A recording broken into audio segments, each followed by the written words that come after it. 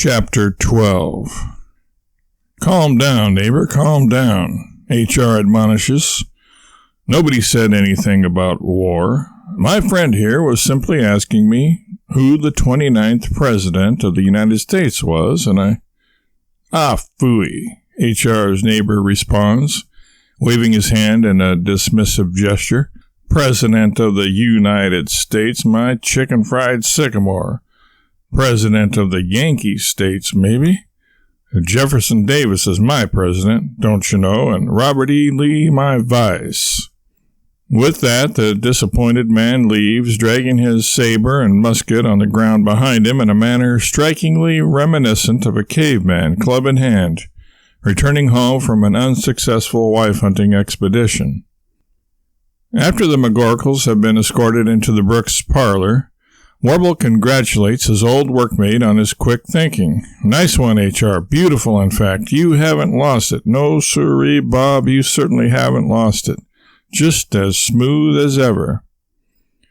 Don't mention it, old salt. Tell me, though, why all the intrigue? Warble explains to HR all about the plots and schemes to wrest his world-beating inventions from him and how he needs to lie low for a while, and asks if he can hole up with HR and his family for a spell. Any time, pard, any time. Mi casa es tu casa. Thanks, HR. Thanks, Warble replies, a look of confusion clouding his face. HR explains that his wife isn't home from shopping yet. She went to the super mall and retreats into the kitchen to grab some liquid refreshments. As soon as HR is out of earshot, Warble turns to Mary and says, "Did you hear that, Miss Mary?" "Hear what, Colonel? About the super mall?" "No, before that, HR was speaking Latin, the language of priests, lawyers, and other crooks. He said, 'Mi casa es tu casa.' That means, when translated, 'If it costs me a lot, I will sue you.' The nerve of that guy." "Oh, Colonel, dear, I'm sure it was all a joke. You said HR didn't have a serious bone in his body." "Yes, you're right, Miss Mary. It must have been meant in jest. An old shipmate would never do that to a friend. By the way, Warble, why was HR's neighbor getting so excited about car rental agencies and dog food?" "What in tarnation are you talking about, Miss Mary? Are you feeling all right? Were you out in the sun too long?" "Don't give me that line, Colonel. You heard him talk about Alamo, too?" "I know you did. He said the South's going to rise again, and don't forget the Alamo, or something like that." "Oh, that. Don't you know anything about Southern mythery, Miss Mary?" "Mythery? What's mythery?" "What's mythery? What's mythery, you say? Why, the South would be nothing without its mythery. It's a real mystery, that you don't even know the term, Miss Mary. Shameful, absolutely shameful." Warble makes a sound with his tongue on the roof of his mouth that is supposed to be shame-inducing. "Oh, come off it, Colonel," Mary says, tapping her foot impatiently. "What is mythery, then, if you're so smart?" "As everybody knows, Miss Mary, mythery is the combination of mythology and history that define the South. For example, HR's friendly neighborhood neighbor over there, old what's-his-face, mentioned two chief elements of Southern mythery, the South rising again and the Alamo. True dyed-in-the-wool, way down yonder in the land of cotton types believe that the Blue Ridge Mountains are going to get taller as the Rockies recede in elevation. Eventually, the South will be taller elevation-wise than the North. They will then build forts on every mountain ridge where they can look down on and monitor everything the Yankees do." "Why don't they just move to the Bronx and buy a season ticket?" Mary inquires skeptically. "Miss Mary, you're drifting on me here. Come on. Concentrate. Focus. You'll never learn anything if you don't pay attention to me. Ready?" Warble fixes Mary with an intense and challenging look. Mary simply stares back at Warble, arms crossed, right foot beating time on the parquet floor to the rhythm of her heart. Now, Warble proceeds, the Alamo is a hard-shelled animal that lives in the Texas desert. If not for the Alamos, the early Texicans would have starved to death. No surviving Texicans, no Texas. No Texas, no South. So the Alamo is the official animal of the South.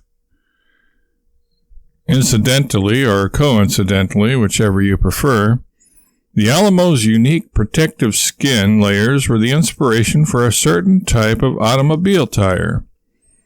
Warble smiles smugly, proud of his almost limitless knowledge of things both arcane and obscure. Priceless, Colonel, simply priceless, H.R. says as he returns to the room, lemonades in hand. He had taken the words right out of Mary's mouth. The McGorkles, without even having given it any advanced thought, have planned their trip to Louisiana perfectly. H.R. happens to have just returned home from a long voyage as captain of the merchant vessel Freedom of the Seas, and will be, for a full month, a man of leisure. The days pass pleasantly. The two couples pay a visit to the French Quarter, where Warble expounds and expands on the history of Dixieland jazz. It was inspired by the sound that the crickets, bullfrogs, and manatees make in the swamps at night. Satchmo Armstrong lived there along with his best friend Satchel Paige, and converted the sounds of the swamp to bugle noises. Satchmo had been a bugler in the war between the states, you know. Bourbon Street. The locals got up in arms about a tax on whiskey that the British were imposing and whacked the bungholes out of all the barrels of bourbon the Brits had ported up the hill to the top of the street.